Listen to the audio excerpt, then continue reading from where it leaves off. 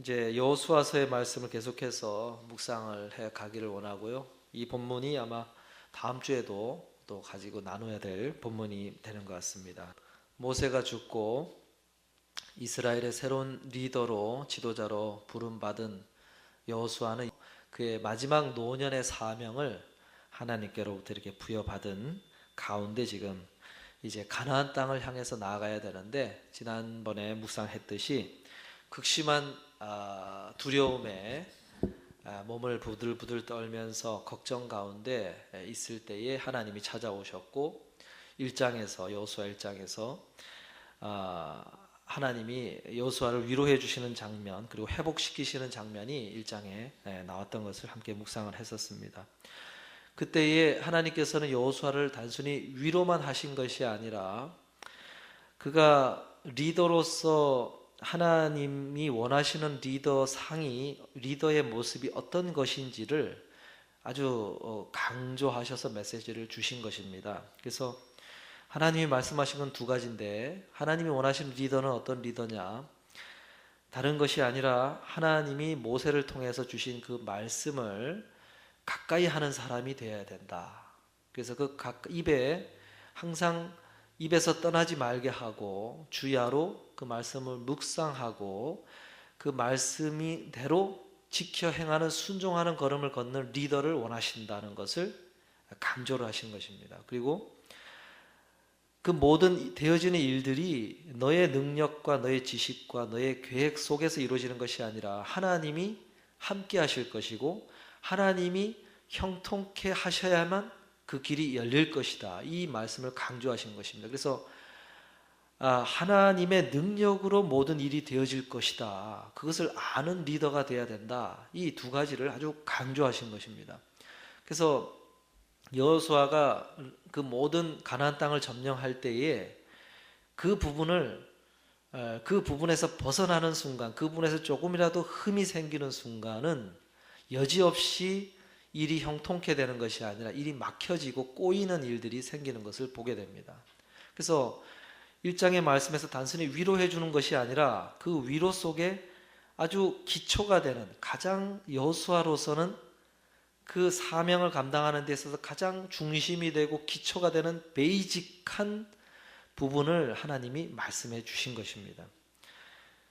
여호수아도 이미 알고 있는 말씀이었고 알고 있는 것이었으나, 그러나 이 단순한 가르침이 여호수아의 그 남은 인생에 있어의 성공과 실패를 가늠하는 아주 가장 중요한 메시지였기 때문에 그것을 통해서 여호수아를 위로하셨고 여호수아를 회복시키셨다는 것입니다.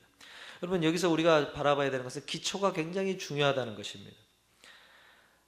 우리가 근데 그 기초를 확인시켜 주시는 때를 언제로 삼으셨냐면, 여호수아가 하나님의 공동체를 섬겨야 되는 일 때문에 걱정과 두려움이 엄습해서 주저앉아 있을 때 찾아오셔서 그 단순한 메시지를, 아주 기초를 알게 하셨고 확인케 하셨다는 것입니다. 우리가 우리의 삶에서도 마찬가지입니다. 하나님의 공동체를 섬겨야 되는 일 때문에, 또는 우리의 삶의 어떤 문제들 때문에, 걱정과 근심 때문에 내가 한없이 약해져 있을 때, 가장 단순하면서도 가장 중요한 우리의 그리스도인으로서의 삶의 가장 기초가 되는 부분을 깨닫게 해주시고 다시금 그것을 발견하게 해주시는 것을 통해서 우리의 삶을 회복해 하신다는 것입니다. 여러분, 이 가장 기초가 굉장히 중요하다는 거예요. 우리가 신앙생활 해가면서 가만히 보시면은 조금 신앙생활에 문제가 생기고 회의가 생기고 회의감이 들고 교회 생활에 어떤 열심이 아니라 좀 마음이 식어져 있고 이럴 때에 어디서부터 실마리가 풀릴 수 있을까? 가장 베이직한 곳을 가는 것입니다. 베이직한 것이 뭡니까? 내가 하나님 앞에 무릎 꿇고 기도할 때 회복이 거기서부터 시작되는 것이고, 내가 말씀을 자꾸 안 보다가 견딜 수 없고 어떻게 해야 될지 모를 때 하나님의 말씀의 메시지를 내가 말씀을 읽든지 듣든지 그 말씀을 듣는 순간으로부터 회복이 시작되는 것을 보게 됩니다. 가장 베이직한 것에서부터 회복이 일어난다는 것입니다. 예수님의 어린 시절이 성경에 소개된 본문이 누가복음 2장에 예수님의 12살 때 되었던 그 소년 시절을 유일하게 기록해 놓은 장면의 말씀이 있습니다. 거기 가보면 예수님의 그 어린 시절의 모습을 소개해 주는데, 예수님이 어떤 모습을 소개해 줍니까? 예수님이 부모님을 따라 이제 예루살렘 성전에 가게 된 때로부터 그 모습을 소개를 해 줍니다. 근데 이스라엘 백성들은 특별히 1년에 딱 3번 성소에 가야 되는 절기가 있습니다. 3대 절기인데 유월절, 칠칠절, 초막절, 이 세 절기는 성전에 나가야 됩니다.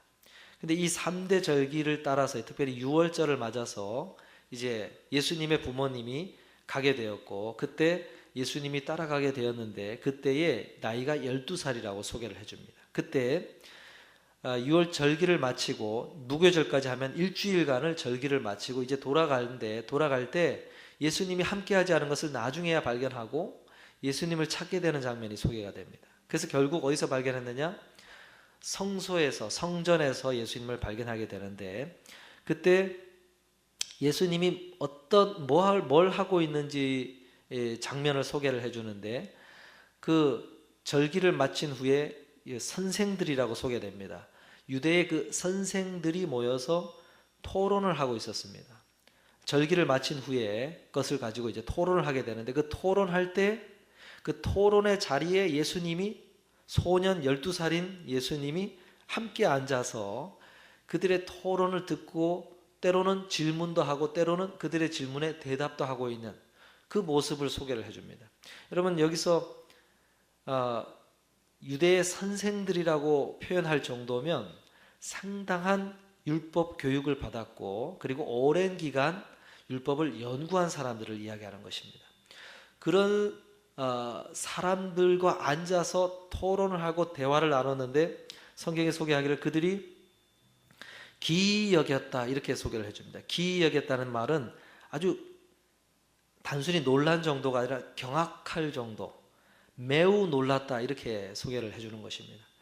예수님이 어떻게 그 12살 된 소년이 가지고 있는 그 성경 지식이, 그 성경의 이해가 상당히 깊었기 때문에 놀랐다는 것입니다. 그 말인즉슨 예수님께서 어린 시절부터 뭘 했다는 것입니까? 쓰여진 이 모세를 통해서 주어진 그 율법의 말씀을 상당히 읽은 정도가 아니라 깊이 이해할 정도로 그 말씀 생활을 해왔다는 것을 소개를 해주는 것입니다. 그래서 예수님이 공생을 할 때 그 가르침이 그저 나온 것이 아니라 아주 오랜 기간 어린 시절부터 학습되고 묵상된 그러한 지식을 가르쳤다는 것입니다. 그리고 예수님이 보여주신 또 한 가지 베이직한 자리가 뭐였습니까? 말씀 묵상과 함께 한적한 곳에 홀로 나아가서 기도하는, 이 새벽과 저녁으로 밤으로 이렇게 기도하는 그 기도의 모습을 보여줍니다. 이것은 습관을 쫓아 그렇게 하셨다고 소개가 됩니다. 이 말은 즉슨 어린 시절부터 오랜 기간 그러한 습관을 가져오셨다는 것입니다. 여러분, 예수님이 보여주신 그 삶의 기초가 뭐냐? 그것이 바로 오늘 여호수아에게 강조한 것처럼 하나님의 말씀을 묵상하는 것과 하나님 앞에 기도하는 이 말씀과 기도의 베이직 기초를 예수님께서도 보여주신 것입니다. 여러분, 그리스도인에게 있어서 우리의 삶을 지탱해주는 베이직이 뭐냐? 부인할 수 없는 것이 말씀과 기도 가운데 그 베이직한 삶이 거기에 놓여져 있다는 것입니다. 말씀과 기도가 늘 우리가 삶이 어려워지고 꼬일 때마다 항상 우리의 삶을 풀어내는 기초로서, 시작점으로서 말씀과 기도가 자리해야 된다는 것입니다. 우리가 한국에 보면 가장 그 빌딩이 높은 빌딩이 70년대에 처음으로 세워질 때 그 63 빌딩이라는 것이 세워졌죠. 그때 그 63 빌딩을 세울 때 기초 공사만 25개월을 했다고 합니다. 그 빌딩을 세우는데 25개월, 1년 동안, 거의 2년이죠. 2년 동안 기초 공사만 한 거예요. 기초 공사. 그러니 그 빌딩을 세우기 위해서 눈에 보이지 않으나 그 기초가 되는 공사를 하는데 아주 심혈을 기울여야만 그 빌딩이 올라간다는 거죠. 지금은 뭐 기술이 많이 발전해서 굉장히 그 짧은 기간에도 높은 빌딩을 세우지만, 여러분 이 삶이라고 하는 것, 인생이라고 하는 것은 굉장히 그렇게 기술의 발전에 의해서 스킵할 수 없는 그 기초가 있다는 것입니다. 특별히 그리스도인들에게는 하나님이 의도하신 그 삶을 추구해 가기 때문에 하나님 안에서 가져야 될 그 삶의 기초가 굉장히 중요한데, 그 기초가 어디 있다는 것입니까? 말씀과 기도라는 것입니다. 그래서 기도의 업그레이드가 계속돼야 되고, 기도의 깊이가, 기도의 이해가 계속 이루어져야 되는 것이고, 말씀의 소중함이 굉장히 더 깊이 다가와야 되는 것입니다. 결국은 그럴 수밖에 없는 거죠. 그 기초 위에 더 높은 빌딩이 세워지는 것처럼 깊이가 약하면 우리의 삶이 계속 흔들릴 수밖에 없는 것입니다. 그러나 깊이가 깊을수록 우리의 삶이 더 단단해지고, 마지막 노년이 되어갈수록 흔들리는 것이 아니라 더 중심을 잡고 연륜 있게 간다는 것이죠. 성경에 보면 노년이 돼서 흔들리는 사람이 나오고 노년이 돼서 안정 있게 가는 사람이 나옵니다. 아브라함이 그런 사람이요, 이삭이 그런 사람이요, 그런 믿음의 사람들의 삶은 노년에 별 굴곡 없이 이루어지는 것을 보게 되는 것입니다. 그러나 기초가 약하면 계속해서 흔들릴 수밖에 없는 것입니다. 오늘 본문은 이제 여호수아가 그런 기초를 확인하고 그 다음에 액션들이 어떻게 취해지는지가 나오는데, 오늘 본문이 이 기초적인 부분을 통해서 여호수아가 어떤 걸음을 걷게 되었는지를 이제 소개를 해주는 것입니다. 우리 그 다 같이 한번 1절의 말씀을 한번 더 읽고 말씀을 함께 나누도록 하겠습니다. 1절의 말씀입니다. 눈의 아들 여호수아가 시딤에서 두 사람을 정탐으로 가만히 보내며 그들에게 이르되 가서 그 땅과 여리고를 엿보라 하매 그들이 가서 라합이라 하는 기생의 집에 들어가 거기서 유숙하더니.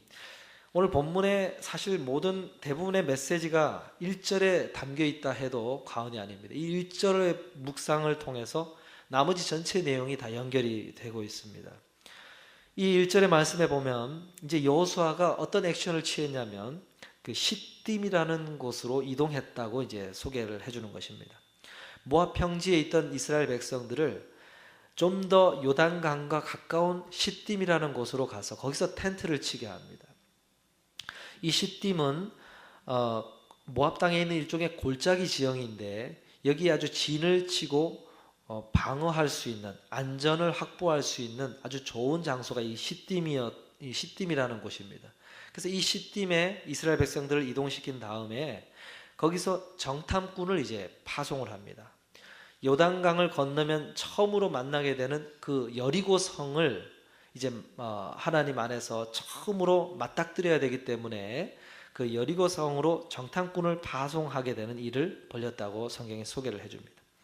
이 시딤에서 여리고 성까지 거리가 16마일입니다. 이 16마일을 걸어서 그 지형을 따라 걸어가게 되면 한 5시간에서 6시간 정도를 걸어가야만 그 여리고 성에 갈 수가 있는 거리였습니다.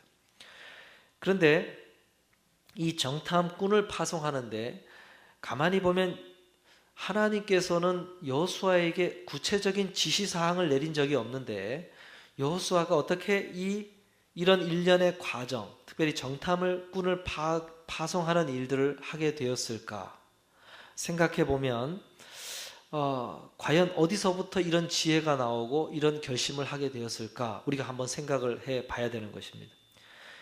분명히 하나님은 1장에서 그 어떤 지시사항도 내린 적이 없고 오직 율법책을 입에서 떠나지 말게 하고 주야로 그것을 묵상해서 기록된 대로 지켜 행하라, 이 말씀만을 하셨습니다. 그러니까 여호수아에게 이 정탐을 파견하는 일련의 과정을 어디서부터 지혜를 얻었을까 생각해 보면 결국 하나님이 말씀하신 그 율법책을 읽는 것에서부터 시작했을 수밖에 없다고 우리가 생각해야만 되는 것입니다. 그래서 모세의 율법책을 분명히 보았을 것인데, 그가 모세가 기록한 그 창세기, 출애굽기, 레위기, 민수기, 신명기까지의 그 말씀을 다시 한번 읽어보았을 것입니다.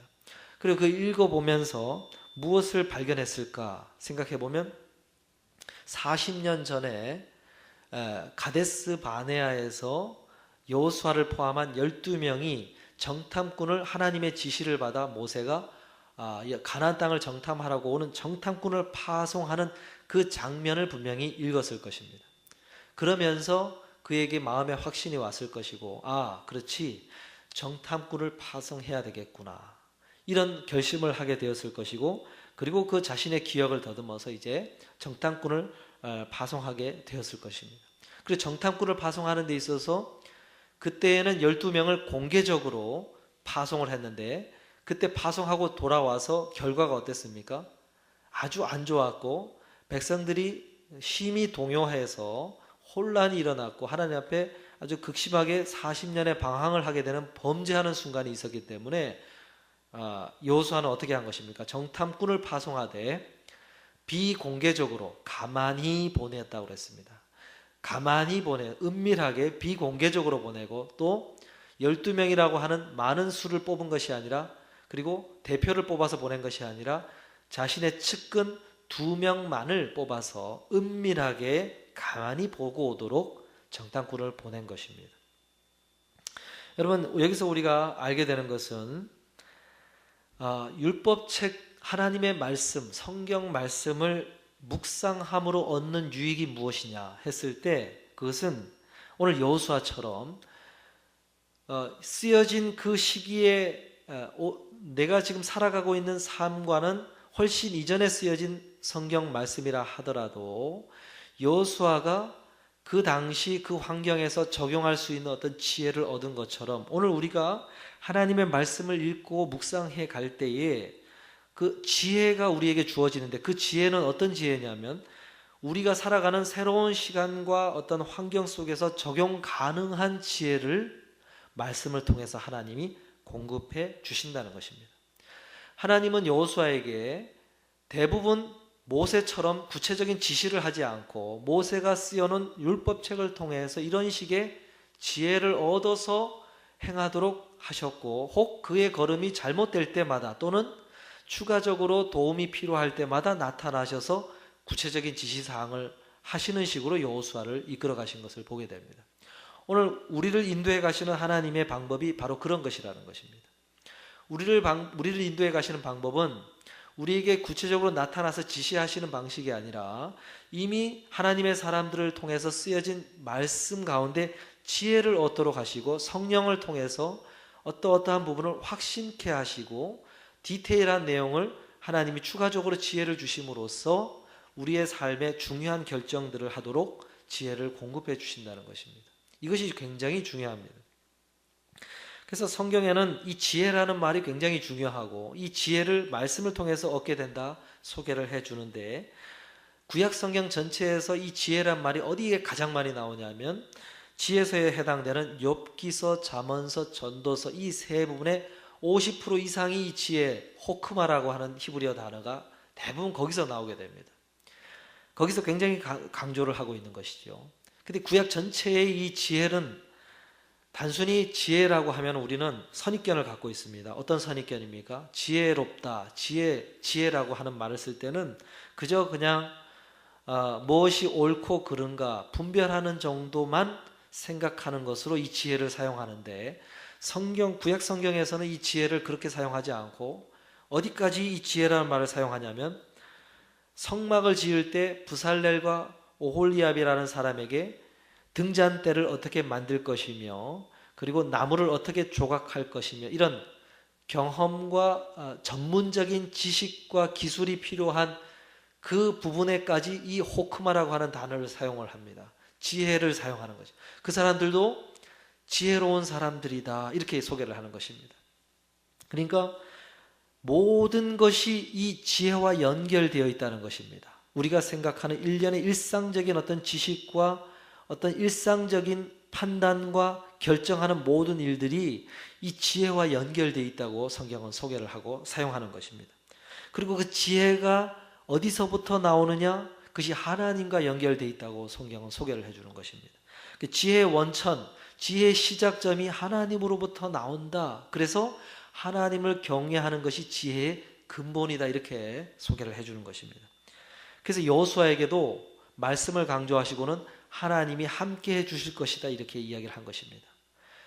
하나님이 필요한 것을 다 공급해 주실 것이다 이렇게 여호수아에게 이야기를 해 주신 것입니다. 여러분, 여호수아에게는 이 하나님으로부터 비롯되는 지혜가 필요했고 그 지혜를 하나님이 공급해 주실 것이라는 말씀을 여호수아가 듣게 되면서 그가 자신감을 갖고 확신을 가지고 그가 어떻게 해야 될지를 이제 알 수 있게 되었고 걸어가게 되었다는 것입니다.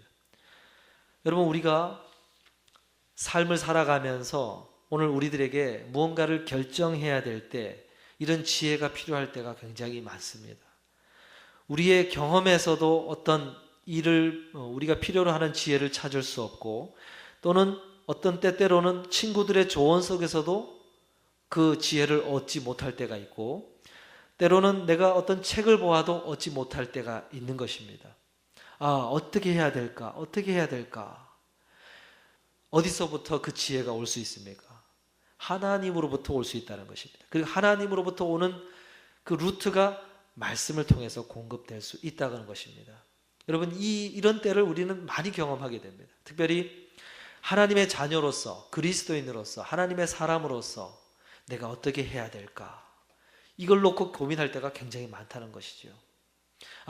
남들처럼 그냥 해버릴 수 있는 일이지만 그래도 이렇게 하면 안 될 텐데 어떻게 해야 될까? 그런 고민이 선택의 순간이 굉장히 많이 찾아온다는 것입니다. 여러분, 그럴 때 어디서 그 지혜를 얻을 수 있을까? 생각해 보면 다른 곳에 있는 것이 아니라 베이직, 기초의 자리에서 온다는 것입니다.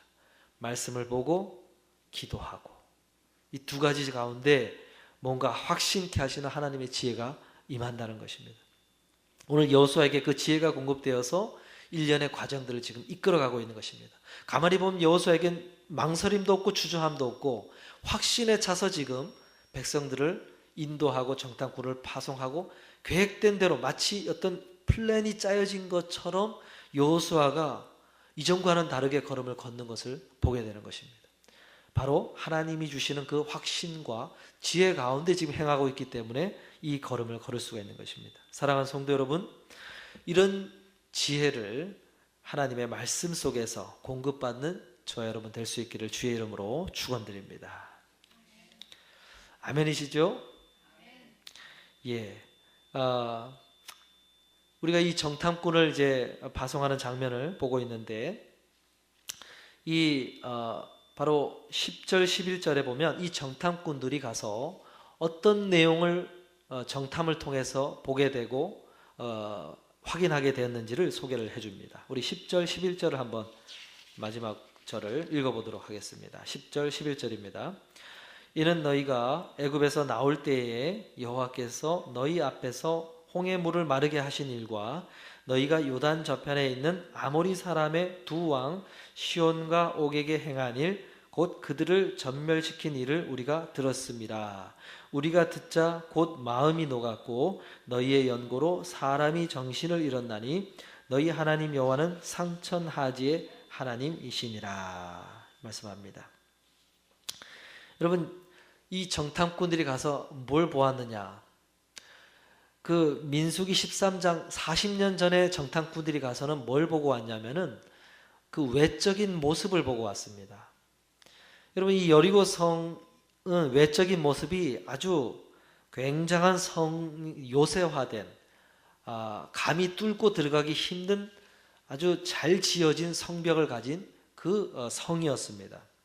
그래서 이중으로 두 겹으로 요새화 벽이 이루어져 있고 이 총 면적이 9에이커, 그러니까 평으로 따지면 10,000평 이상입니다. 10,000평 이상의 면적을 갖고 있는 성인데 여기에 수천 명이 살고 있었습니다.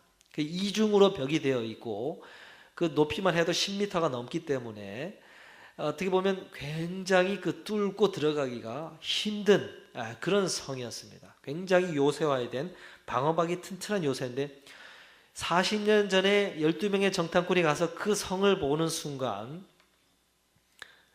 불가능하다 이렇게 바라보고 절망하고 낙심하는 평가서를 가지고 정탐을 마치고 돌아왔던 것입니다. 그런데 이 두 명의 정탐꾼이 여리고 성의 내부로 들어가서 그 안에 있는 사람들의 상황이 어떠한지를 이제 정탐을 하게 된 것입니다.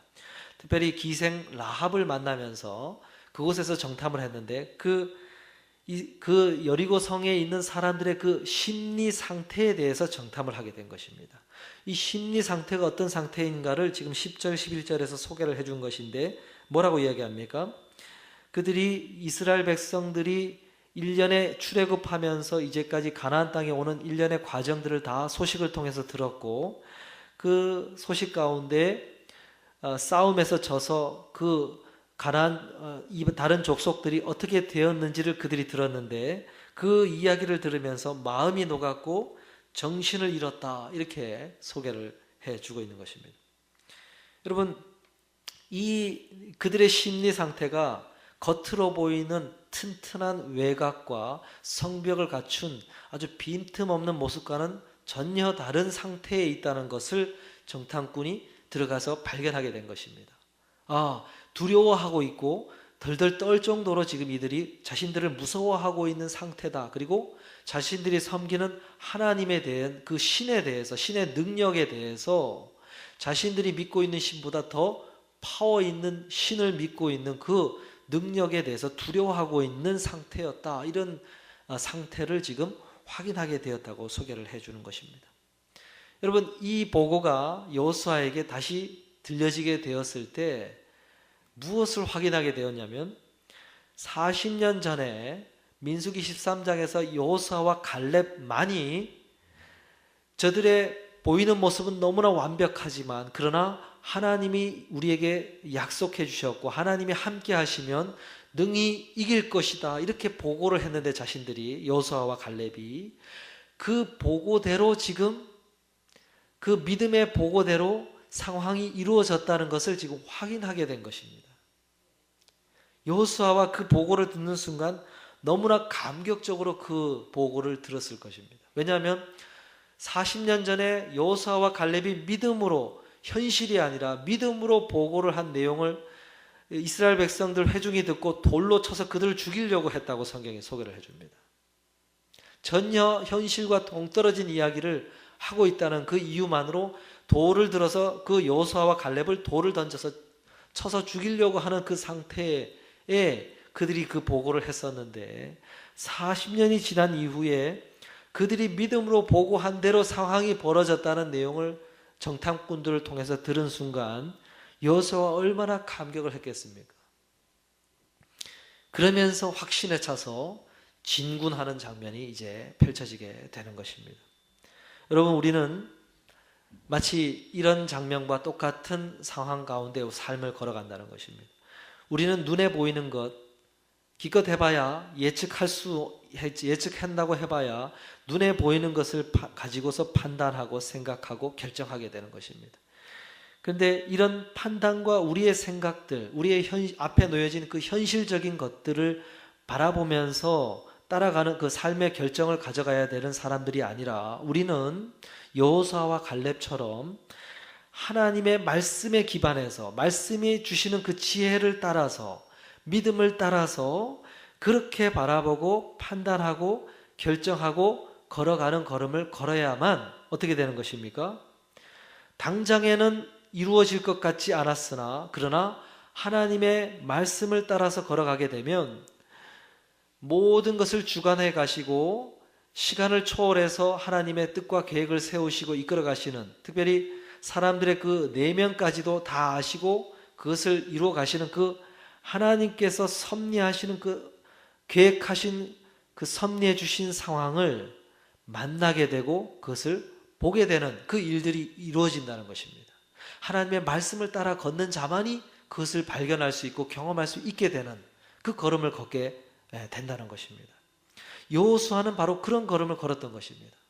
40년 전에 하나님의 약속에 의해서 보고를 했는데 40년이 지난 후에 덜덜 떨고 있는 그들의 내면을 보면서 너무나 자신들의 믿음의 보고대로 상황이 이루어진 그 하나님의 섭리하심을 만나게 되었고 발견하게 되면서 얼마나 감격했을까요?